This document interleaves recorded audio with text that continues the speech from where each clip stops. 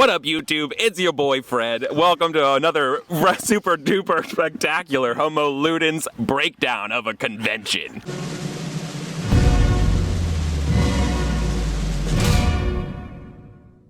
And the convention is? PunchCon.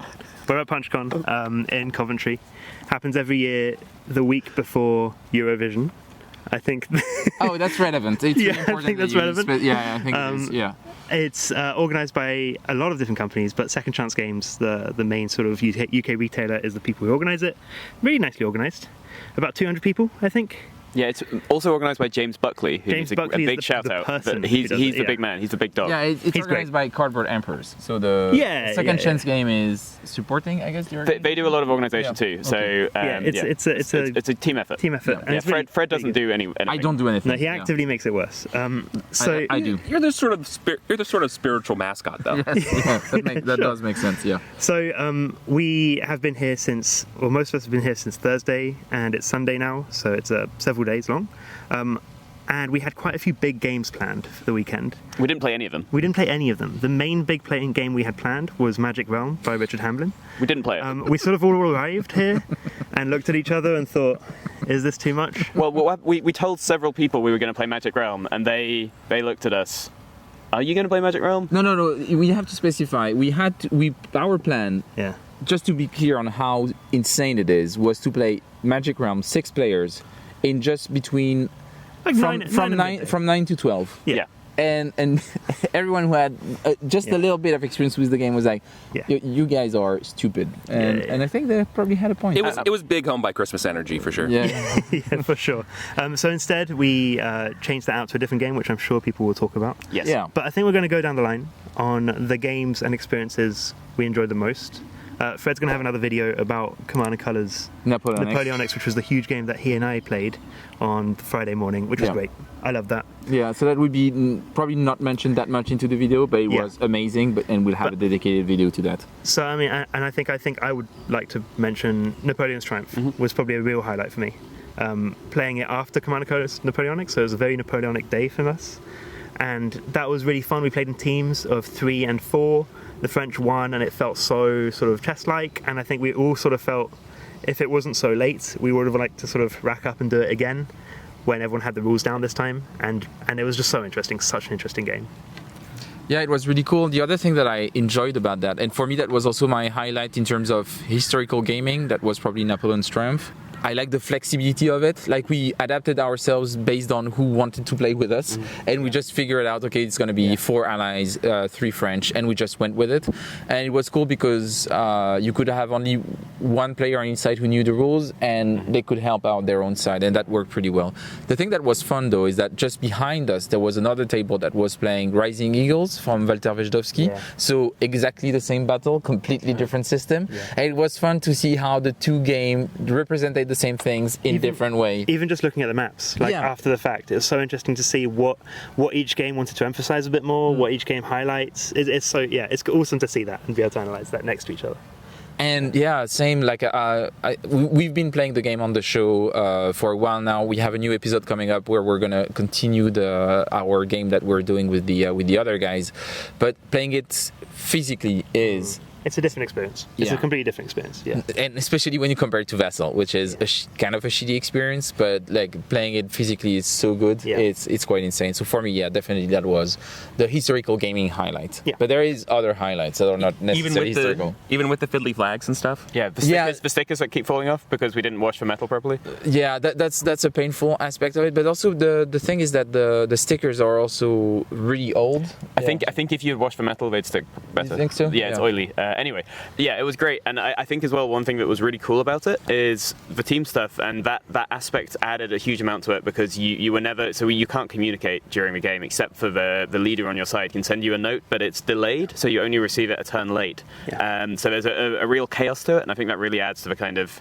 realism of the battle, really, because somebody makes a mistake, somebody misunderstands, and things happen in a really interesting way. I think we lost. The coalition lost, the Russians lost, by Fred sending his corps round our right flank and completely surrounding us and crushing us. And I think the next day we were looking at the orders that I had sent people. Yeah. We were just idly, like, it was next to another game we were playing and those scraps were still around. And we picked one up and it was an order that I'd sent to the guy on our right flank saying, do not let Bessier. Under no circumstances. And you said it at 9 a.m. Yeah. Like 4 hours it actually happened. Yeah. Do not let Bessier flank around. Cover your flank.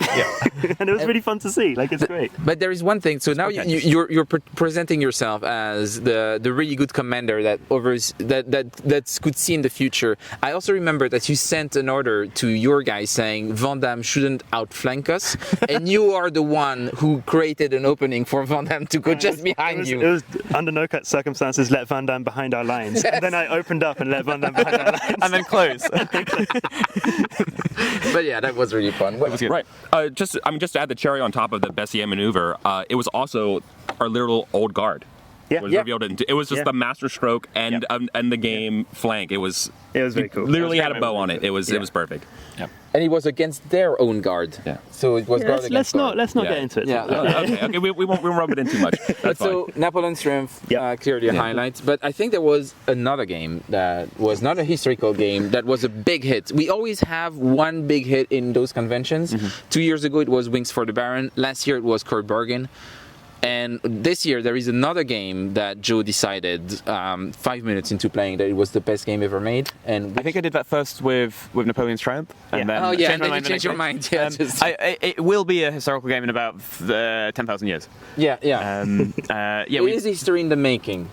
Yeah. Yes. Yeah. So instead of playing Magic Realm, we decided to play Merchant Singular of Venus, which is a classic I think most of us have heard of before, and maybe read a little bit about, but never got to play. By the same designer as Magic Realm. Same designer as Magic Realm, same designer as Gunslinger, which I haven't heard of, but it's meant to be good. Also amazing game. Yeah. So all I knew is a kind of pick up and deliver trading game, which is a lot of things similar like Zia and Firefly and so on. Yeah. But yeah, once we set it up and learned the rules, which were pretty easy actually, pretty quick. Really simple. It was clear very quickly, I think, there were some extremely clever, unique kind of design decisions. And that's something I love about playing older games. And this isn't that old, but 88, not super old. I wasn't alive. Yeah, that's true, I wasn't alive. You weren't alive. No. Fred was like 20 then. Yeah, works in TV. Yeah, but there's these things, these kind of unique design decisions which have been almost forgotten, and we're a bit stuck sometimes nowadays in like traditions of this is how you do a pick up and deliver game, this is how you do a trading game, whatever. Yeah. But there's some really interesting different things there, and it's just a really fun, dynamic game. Every turn's exciting, every turn's quick. Yeah. That's great.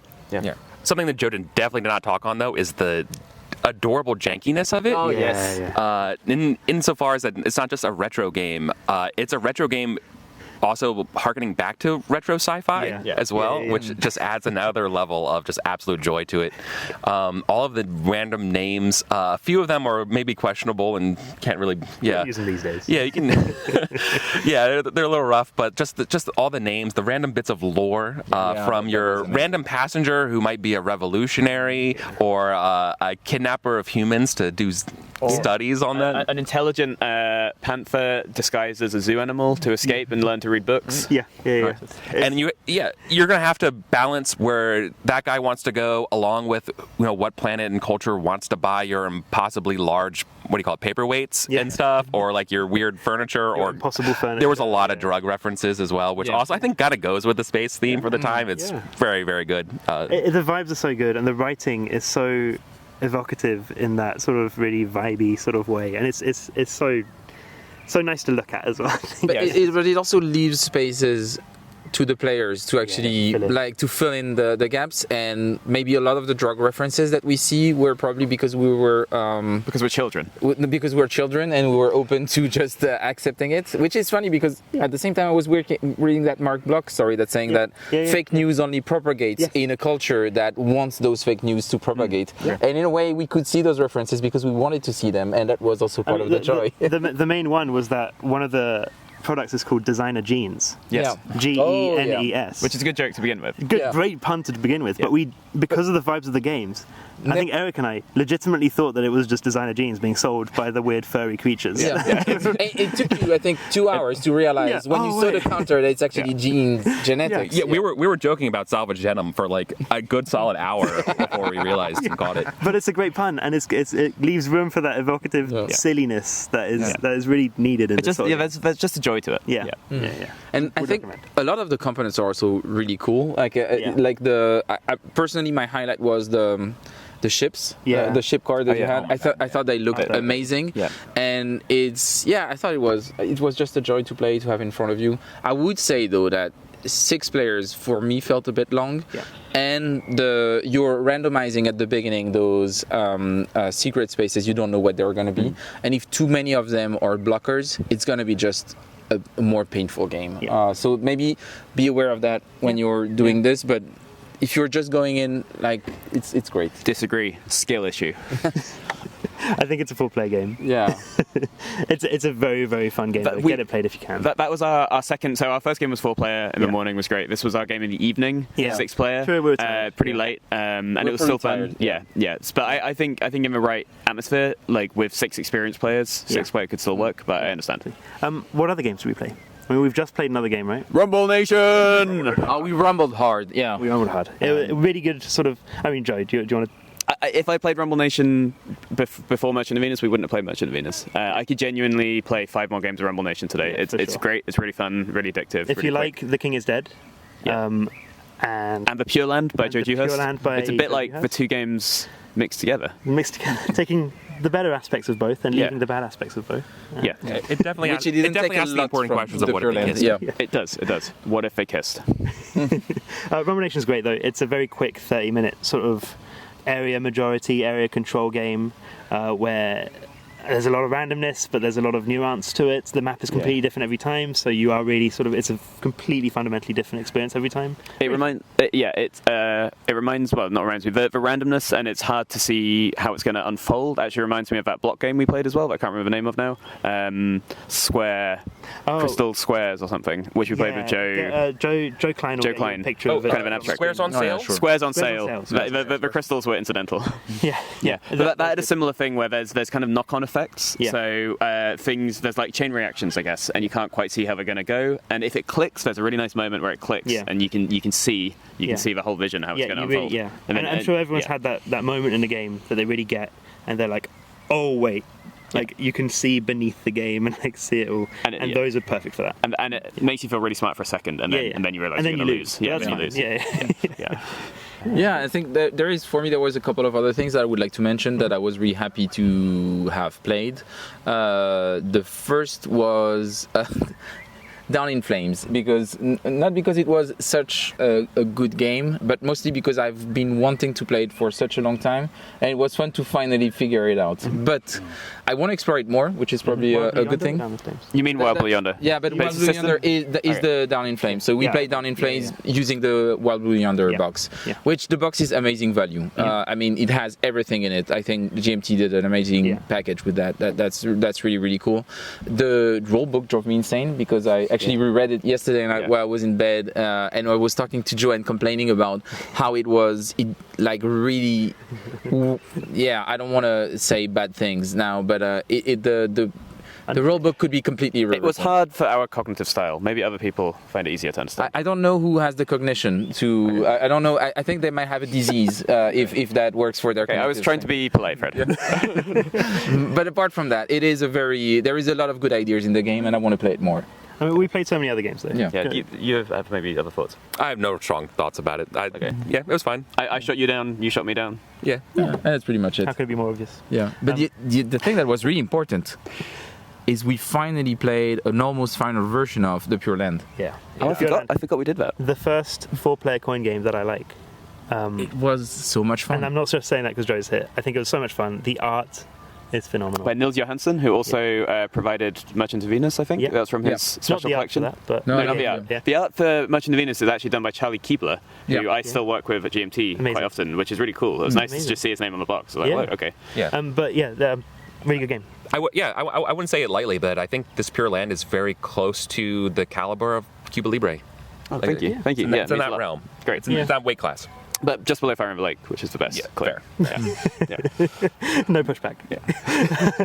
No, I really liked it. I love the factions. I think the factions are really interesting. I think it's good that there are 2 out and out government factions. Yeah, that's the main unique twist, I would say. It's really different. I think that's really nice. Well, one of 5 unique twists. Yeah. But that's one of the big ones. But I think that it really frames the teams in a very different light, where usually it's everyone against the government and then everyone against themselves, and that's kind of, obviously it's more complicated than that, but usually that's the sort of formula in Coin, whereas now it's the government against each other, but also against the people, and getting the government to play along with each other. It's really hard. Will not happen unless you're doing something funky, and I really liked it. And Keen to play the final game. For me, the thing that is really something that I love about the game is how dynamic the geography is. This is something that is very unique in those kind of games, in the sense that yes, the space, the terrain, like the space doesn't move, but that would be strange. Yeah, that would be strange. But I mean, what is interesting is how the people move on it and how it impacts the strategy of it, like the loyalty shifting. True. It's so true. No, but I mean, like it changes radically. Like in a coin game, you have assigned population number to a specific space. Oh, I see what you're saying. Right. Which is true in this game as well, to be clear. Yeah. But the thing is that. But you have the peasants represented. Yes. Is what you're saying. And the peasants are moving and they can come up. Oh, sure, yeah. So it changes quite radically, like how the game can evolve. And I think that the geography makes it is a more interesting geography than any other coin game that exists. Yeah, I think it shares that most with Pendragon, which I did take some inspiration from, which is done in a different way, but there's a similar like adjustment to the value of spaces during the game in a dynamic way. I would say. And I think just the way the map is laid out makes it a really interesting experience too, where it's a very long map. Where there are some tricks to sort of sail to the other side quite quickly, but it's a very long map, which means that you don't have this sort of snarl in the middle of just a tornado of things affecting each adjacent map. Disagrees. Well, you do around Kyoto. For sure, you do around Kyoto, but not the whole map. Yes, and that means that the factions that are interested with controlling a large swathe can really lock down that large swathe. Yes, relatively well if they get on top of it. And I mean, that shares that with a Cuba Libre a little bit, actually, which has a very long, thin map, and it's quite noticeable for that. And I like that in a coin game. It routes your people to a location more, I find. What's interesting is that Rumble Nation has a map of the same country, and yet managed to be incredibly square and not long and thin, which is quite striking. That was a bold choice to make, I think. Yeah, very bold choice. It's a good game as well. I enjoyed it. Great game. Oh, bold choice. Super fun. Yeah. And any other highlights we had? Yeah, we played Colorado Choo Choo, or what was it called?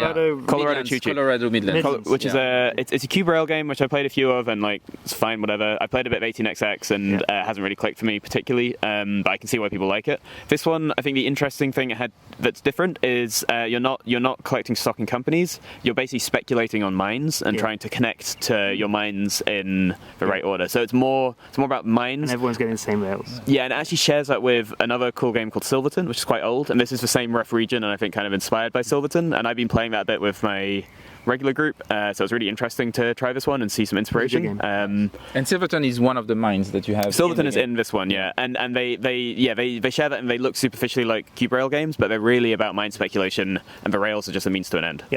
Great game. Anything else? The highlight. I mean, I think highlight for me, meeting Eric, hanging out. Yeah, that great was guy. great. Had a great time. That was awesome. Really cool. And actually, Eric, it was your first time at a, I think, Wargame convention, or? First time here, yeah. Yeah. So how was your experience of PunchCon overall? Maybe to conclude. Yeah. Sure. I was definitely a little suspicious at first, showing up as a new person with total strangers, not exactly sure what to expect, but I was not steered wrong, and I cannot wait to come back again for next year and get even more gaming in. It's an absolute great con if you love to play games, and that's what we're here for. Yeah. Great. Yeah. Thanks, everyone. Bye-bye. Bye. Would it be not better in the sun? No, we're going to be overexposed. You're so white. We're so pale. You're so white. We're so pale. You're going to reflect so much light that you might actually... We could be in the middle, and we could be like, you know the scene when Gandalf the White even, like, gets revealed. Yeah. And Fred, like, burns his hand and, like, Yeah. Yeah. Fred's gambling in this situation. Yeah. Okay. The comedy relief character.